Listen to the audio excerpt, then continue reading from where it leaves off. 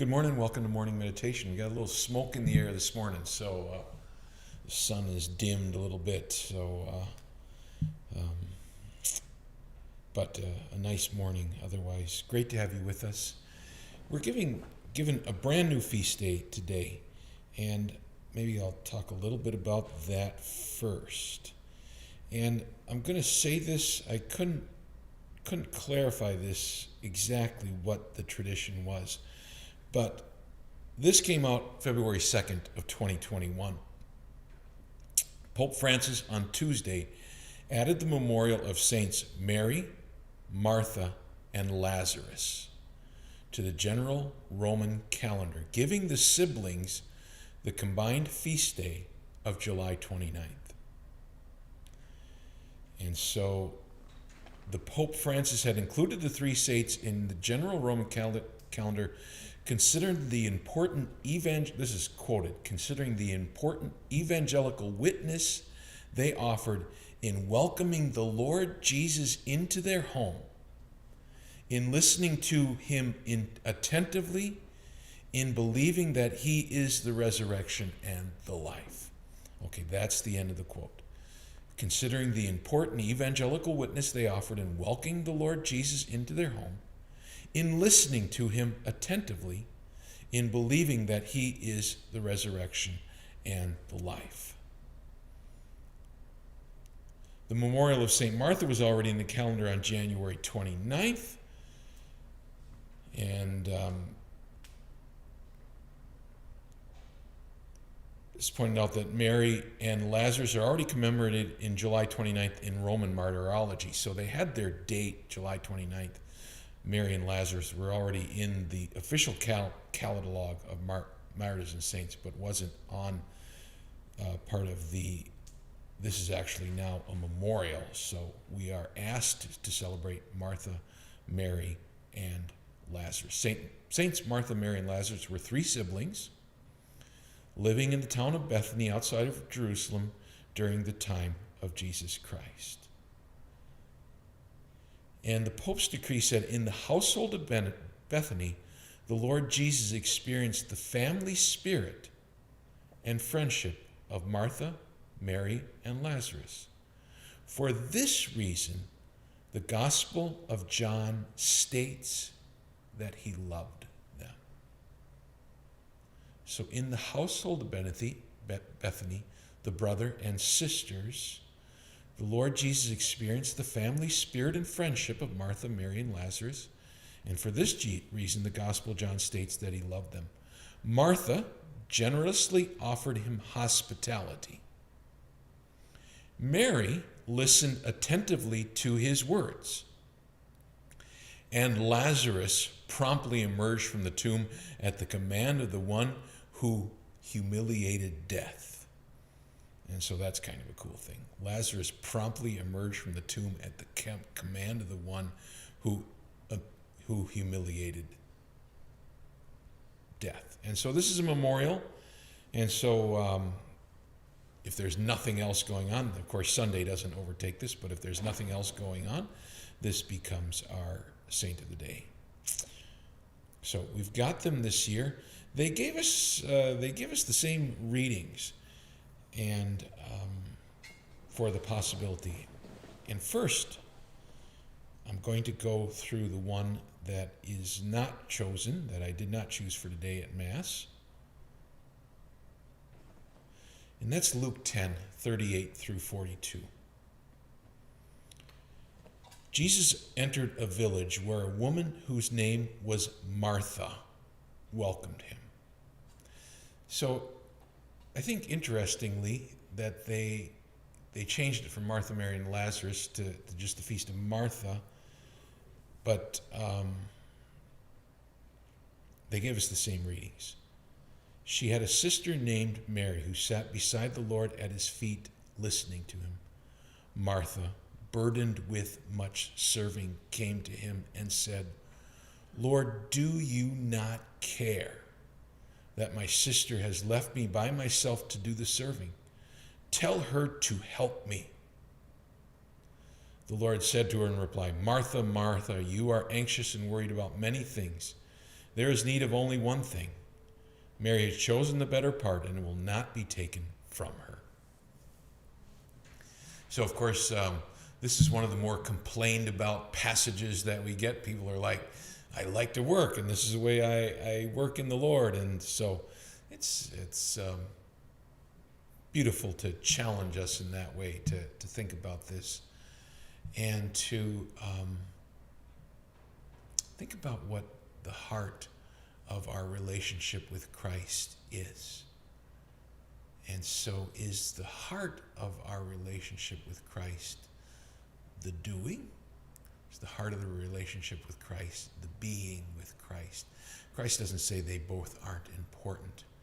He just says Mary's not going to lose her portion because she's not working at that moment.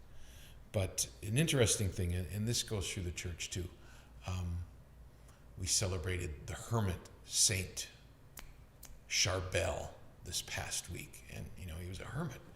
But then he also had the story of he loved to go out and give communion. And so they could get him to go out and give communion. This was part of his love. And so that a little bit of tension between work and prayer. Our work feeds our prayer, and hopefully prayer feeds our work. That there's kind of the circle of this, so we don't put one before the other exactly, but both have their proper time and place, I think Jesus is saying. Now, we get a fairly daily mass version of the raising of Lazarus, and which means they cut it down to where we can get done in a half hour and people can still make it to work, I think, is what we get. We get the fullness of the raising of Lazarus in year A, when we are doing John's Gospel that prepare people for baptism. So in week 3, we get the woman at the well. In week 4, we get the man born blind. And in week 5, we get the raising of Lazarus. And of course, that's right before Palm Sunday. That's in year A. If someone is being baptized at your parish during the year, you can choose year A, and you can do year A every year. And so hopefully we get to hear this regularly. But I'm going to go to a little bit of a longer version because it's interesting that we basically get Martha's story today, once again, that what it's cut down to. And I'll do that first. We'll just go with the piece we get for today. Many of the Jews had come to Martha and Mary to comfort them about their brother, Lazarus, who had died. When Martha heard that Jesus was coming, she went to meet him, but Mary sat at home. Martha said to him, Jesus, Lord, if you had been here, my brother would not have died. But even now I know that whatever you ask God, God will give you. Jesus said to her, your brother will rise. Martha said to him, I know he will rise in the resurrection on the last day. Jesus told her, I am the resurrection and the life. Whoever believes in me, even if he dies, will live, and anyone who lives and believes in me will never die. Do you believe this? She said to him, yes, Lord, I have come to believe that you are the Christ, the Son of God, the one who is coming into the world. All right. Those were the two old choices for the Feast Day of Martha. It'll be interesting to see if they give us further choices for the gospel in the coming years. But they included Lazarus and Mary in the feast day, but then didn't change the gospel. But we're going to go and see the beginning of this gospel. Now a man was ill, Lazarus from Bethany, the village of Mary and her sister Martha. Mary was the one who had anointed the Lord with perfumed oil, dried his feet with her hair. It was her brother Lazarus who was ill. So the sisters sent word to him saying, Master, the one you love is ill. And so it's interesting as I read that line, the discussion about was this Mary of Bethany a different person from Mary of Magdala. And so the one who anointed the Lord with the perfume of oil, dried his feet with his hair, was a little bit unsure. And so they didn't have the separate feast day. And what the Pope said is now we know for sure Mary of Bethany is one character, Mary of Magdala is another character, so we can add Mary to the regular calendar. So the sister sent word to him, Master, the one you love is ill. When Jesus heard this, he said, this illness is not to end in death, but is for the glory of God, that the Son of God may be glorified through it. Now, Jesus loved Martha and her sister and Lazarus. And so we get this once also in the Pope's statement that as Jesus came to know the love of Martha, Mary, and Lazarus in the home, he came to love them. It's great the way St. John writes it, though. Now, Jesus loved Martha and his sister and Lazarus. Of course, this is the narrator singing. This is St. John speaking. Jesus loved Martha and her sister and Lazarus. So when he heard that he was ill, he remained for 2 days in the place where he was. This just seems odd to us, right? He loves them, but he stays 2 days. Then after this, he said to them, let us go back to Judea. The disciples said to him, Rabbi, the Jews were just trying to stone you, and you want to go back there? Jesus answered, are there not 12 hours in a day? If one walks during the day, he does not stumble because he sees the light. But if one walks at night, he stumbles because the light is not in him. And of course, we begin John's gospel with the light came into the world. And so, but people preferred the darkness.